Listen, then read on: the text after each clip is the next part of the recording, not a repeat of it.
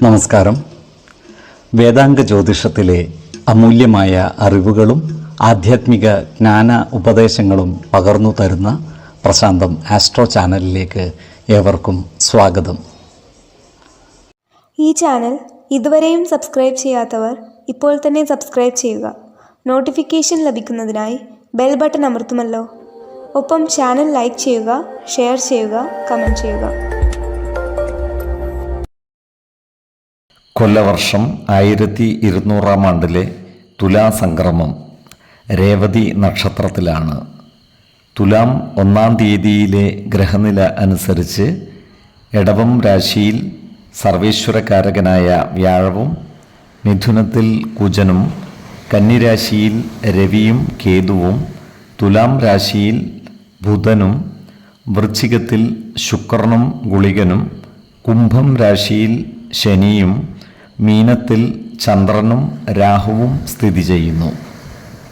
അനിഴം നക്ഷത്രത്തിൽ ജനിച്ചവർക്ക് തുലാമാസം ഗുണഫലങ്ങൾ കൂടിയിരിക്കും. ഈ നക്ഷത്രക്കാർക്ക് കർമ്മ മേഖലയിൽ കാര്യങ്ങൾ അനുകൂലമായിരിക്കും. ജോലിയിൽ പ്രവർത്തന മികവ് പ്രദർശിപ്പിക്കുന്നതാണ്. സഹപ്രവർത്തകരുടെ അംഗീകാരവും ഇവർക്ക് ലഭിക്കുന്നതാണ്. ഇവർക്ക് ജോലിയിൽ സ്ഥാനക്കയറ്റവും വരുമാന വർധനവും ഉണ്ടാകുന്നതാണ്. ഇവരുടെ പ്രവൃത്തികളിൽ കൃത്യനിഷ്ഠതയും സത്യസന്ധതയും പ്രകടമാകുന്നതുമാണ്. അപ്രതീക്ഷിതമായ സാമ്പത്തിക നേട്ടം ഇവരെ തേടിയെത്തുന്നതാണ്. ഈ നക്ഷത്രക്കാർക്ക് കുടുംബ സുഖവും ദാമ്പത്യ സൗഖ്യവും ലഭിക്കുന്നതാണ്.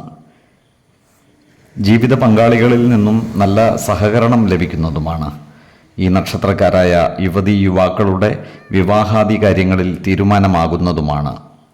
വിശ്വാസികളായവർക്ക് ജാതക പരിശോധന ചെയ്ത് വിവാഹ കാര്യങ്ങളിൽ ഉചിത തീരുമാനം എടുക്കാവുന്നതുമാണ്. നക്ഷത്രപ്പൊരുത്തവും പാപ സാമ്യതയും കുജദോഷവും ദശാസന്ധി ദോഷവും മറ്റ് അനുകൂല ഘടകങ്ങളും പരിഗണിച്ച് വിവാഹ കാര്യത്തിൽ ഉചിത തീരുമാനമെടുക്കുന്നതാണ് ഉത്തമം. എന്നാൽ കടുത്ത പ്രണയമുള്ളവർക്ക് മനപ്പൊരുത്തം മാത്രം പരിഗണിച്ച് വിവാഹിതരാകാമെന്ന് ആചാര്യ മതവുമുണ്ട്. അതുപോലെ ഈ നക്ഷത്രക്കാർക്ക് ഭൂമി ഇടപാടുകൾ നടത്തുന്നതിന് അനുകൂലമായ കാലമാണ്. പുതിയ ഭൂമി വാങ്ങുവാനുള്ള സാധ്യതകളും കാണുന്നുണ്ട്. ഈ നക്ഷത്രക്കാർ സമൂഹമധ്യത്തിൽ ഉന്നത സ്ഥാനം അലങ്കരിക്കുവാനുള്ള സാധ്യതകളുമുണ്ട്. എന്നാൽ കളവിനും വഞ്ചനക്കും പാത്രമാവാതിരിക്കുവാൻ പ്രത്യേകം ശ്രദ്ധിക്കുകയും വേണം. ഈ നക്ഷത്രക്കാർക്ക് പല കാര്യങ്ങൾക്കുമായി വിദേശ യാത്രകൾ നടത്തേണ്ടി വരുവാനുള്ള സാധ്യതകൾ കാണുന്നുണ്ട്. അതുപോലെ ഏജൻസി പ്രവർത്തനങ്ങളിൽ ഏർപ്പെടുന്നവർക്കും അനുകൂലമായ കാലമാണ്. ആരോഗ്യകാര്യങ്ങളിലും ഇവർ ഒരു പ്രത്യേക ശ്രദ്ധ പതിപ്പിക്കുന്നത് ഗുണകരമായിരിക്കും. 2, 17, 30 തീയതികൾ അനുകൂലമാണ്.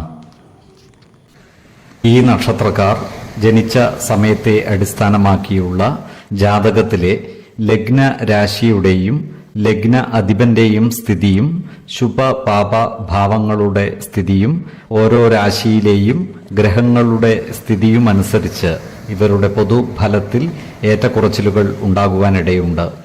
കുടുംബ ദേവതകളെയും ഇഷ്ട ദേവതകളെയും ഉപാസിക്കുന്നത് ഇവർക്ക് ആയുരാരോഗ്യ സൗഖ്യമേകും.